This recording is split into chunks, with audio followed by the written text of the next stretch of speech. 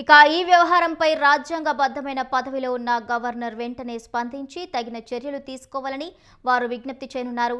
రాష్ట్ర సంపదను కాపాడాల్సిన బాధ్యతను విస్మరించి ఇంతటి భారీ స్కామ్లో భాగస్వాములైన ముఖ్యమంత్రికి మరియు ఇతర మంత్రులకు పదవిలో కొనసాగేందుకు నైతిక, రాజ్యాంగపరమైన హక్కు లేదని బీఆర్ఎస్ స్పష్టం చేసింది.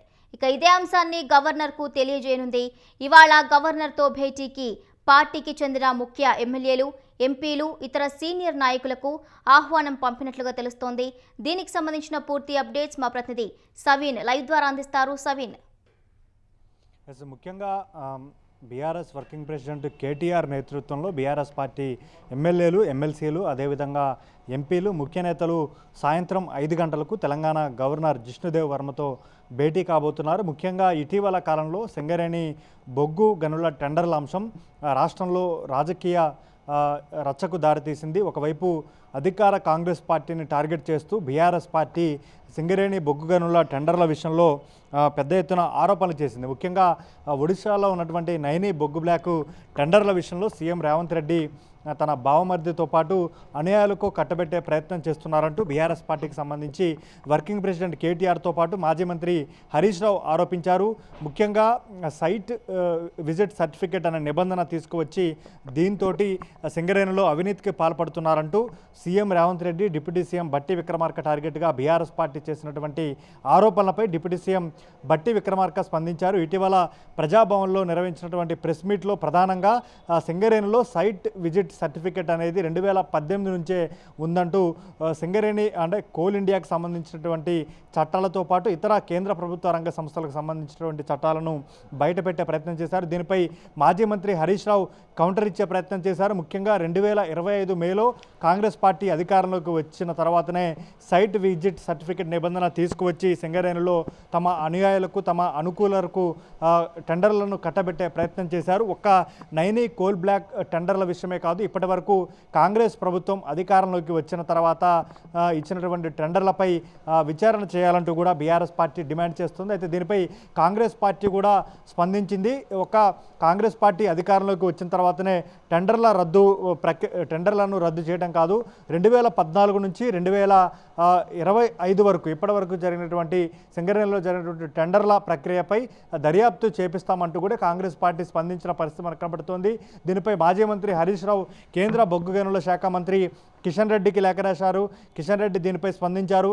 వెంటనే సింగరేణి బోర్డు మీటింగ్ని ఏర్పాటు చేశారు. కేంద్రం నుంచి విచారణ అధికారులను నియమించి బొగ్గు గనులను పరిశీలించేందుకు ఒక విచారణ కమిటీని కూడా ఏర్పాటు చేశారు. దీనిపై బీఆర్ఎస్ పార్టీ అభ్యంతరం వ్యక్తం చేసింది. 2 రోజుల పాటు కేంద్ర మంత్రి కిషన్ రెడ్డి కొత్తగూడెంలో పర్యటించారు.